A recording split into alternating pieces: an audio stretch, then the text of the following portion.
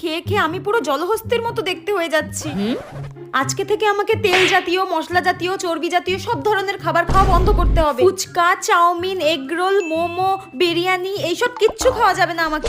তাই নাকি? মা শোনো, আমি আজকে থেকে ডায়েট মেনটেন করব, ঠিক আছে? তুমি আমাকে এসব খেতে বলবে না কিন্তু, ঠিক আছে মা? খেতে হবে না। আমি কি তোকে খাওয়ার জন্য পায়ে ধরে বসে আছি নাকি? না খাওয়ার ইচ্ছা হলে না খাবি। ঠিক আছে, আমি খাবো না এসব।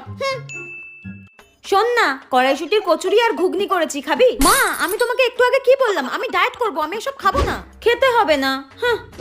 ধুর, তোর পাশের বাড়ির কাকিমা আলুর চপ আর পেঁয়াজি করে পাঠিয়েছে, খাবি? না আমি এসব খাবো না। কি রে, দুপুরবেলা বিরিয়ানি আর কষা মাংস করেছি, খাবি না? ধুর, এসব খড়ের মতো চেবাতে ভাল লাগে। দেখ, আমার দ্বারা এসব ডায়েট ফায়েট হবে না। মা আর কিছু কি বেঁচে রয়েছে আমার জন্য? আমি এসব খেয়ে আর থাকতে পারবো না, আমার দ্বারা এসব ডায়েট ফায়েট হবে না। আর যদি কিছু থাকে দাও, আর না থাকলে আমাকে 2 গামলা ভাত দাও, আমি সেটা খেয়েই বেঁচে থাকি। ধুর।